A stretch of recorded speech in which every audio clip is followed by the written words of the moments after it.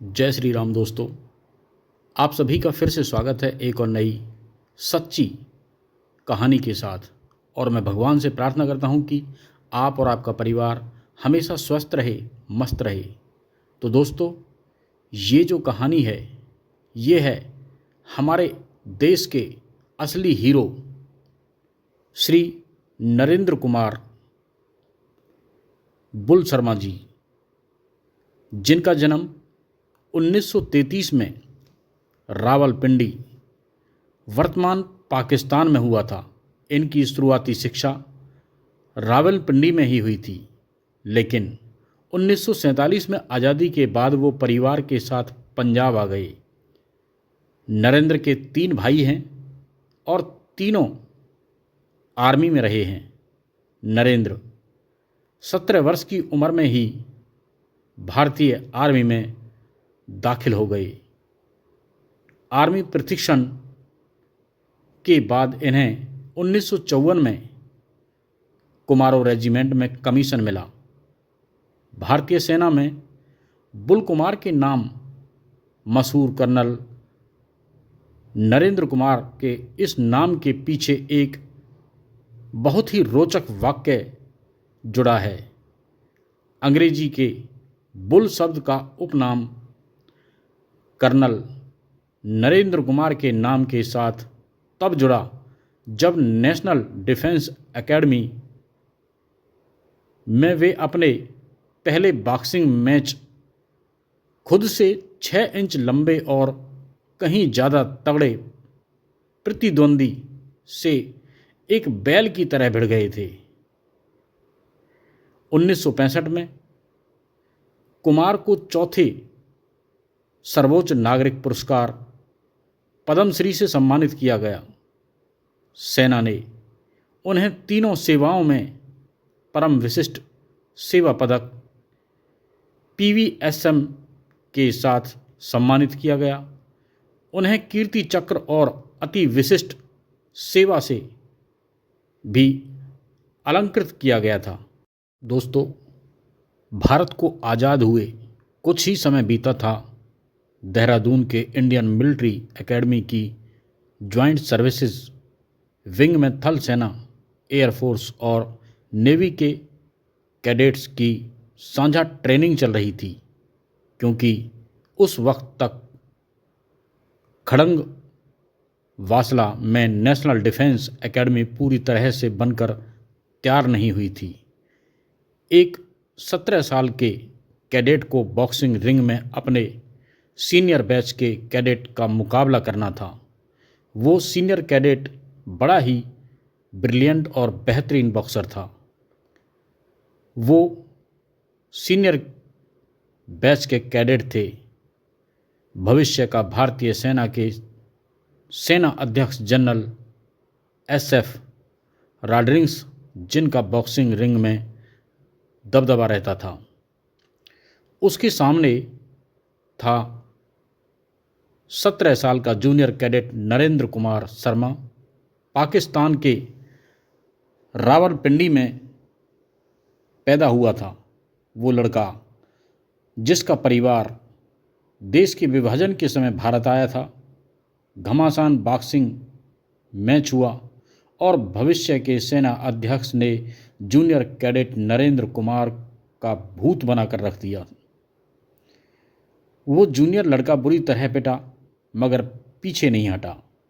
बार बार पलट कर आता, मारता और मार भी खाता, मगर पीछे हटने को तैयार न था। अंततः कैडेट SF रॉड्रिग्स ने वो मुकाबला जीत लिया। जूनियर कैडेट बुरी तरह पिटकर हारा जरूर, मगर उसी बॉक्सिंग मैच में मैच देखने वाले कैडेट्स ने उसको एक निकनेम दे दिया, जो जीवन भर उसके नाम से चिपका रहा। वो निकनेम था बुल, यानी बैल। वो बैल 31 दिसंबर 2020 को दिल्ली के धौला कुआं स्थित आर्मी के RR हॉस्पिटल में अपनी ज़िंदगी का आखिरी मुकाबला अपनी मौत से हार गए। देश के एक ऐसे नायक, वास्तविक हीरो चुपचाप दुनिया से चले गए।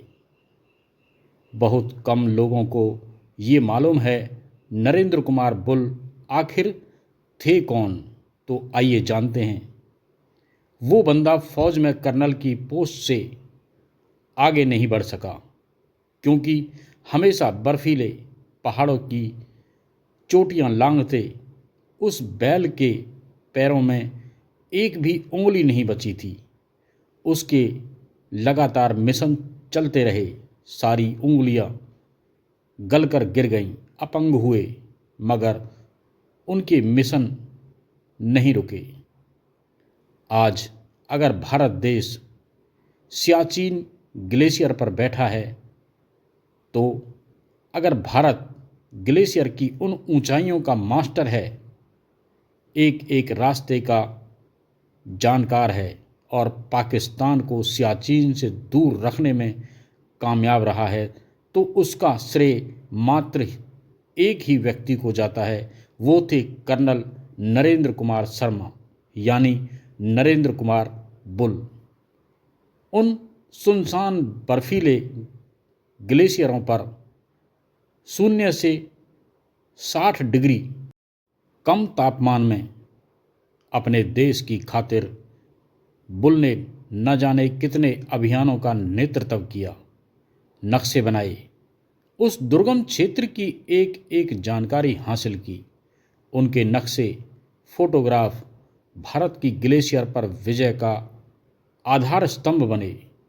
इलाके में विदेशी पर्वतारोही अभियानों और पाकिस्तानी दखल की जानकारी भारत और दुनिया को दी।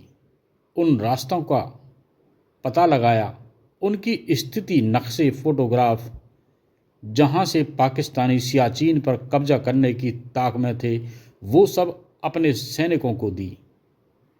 यही वजह थी कि सरकार ने ऑपरेशन मेघदूत, जिसके जरिए सियाचिन पर कब्जा किया था, उस ऑपरेशन की जिम्मेदारी नरेंद्र कुमार बुल की अपनी रेजिमेंट यानी कुमायूं रेजिमेंट को दी थी। पूरा देश नरेंद्र बुल का श्रेणी है, जिन्होंने अपने शरीर के अंगों को बर्फ में गलाकर सालों साल दुर्गम ग्लेशियरों में बिताकर असंख्य चोटियों पर पर्वतारोही अभियान में विजय हासिल की। जो सही मायने में फादर ऑफ सियाचिन ग्लेशियर कहलाने का हकदार है, वो शानदार पर्वतारोही, वो ग्लेशियरों के सरताज कर्नल नरेंद्र कुमार बुल 31 दिसंबर 2020 को यहाँ से विदा हो गए थे। मगर विडंबना है कि हम अपने देश के इन वास्तविक नायक, इन हीरो के नाम तक से परिचित नहीं हैं। बहुत ही कम लोग जानते हैं इनके बारे में। कर्नल बुल साहब, हम आपके सदैव ऋणी रहेंगे। सभी देशवासियों और आपकी कुमायूं रेजिमेंट की तरफ से आपके पूज्य चरणों में सत सत नमन। तो दोस्तों, आपको ये सच्ची कहानी पसंद आई हो तो इसे हमारे सभी देश के जवानों को, हमारे सभी देश के नागरिकों को शेयर करें, लाइक करें, कमेंट्स करें। तो फिर मिलते हैं एक और नई सच्ची कहानी के साथ। जब तक के लिए जय श्री राम।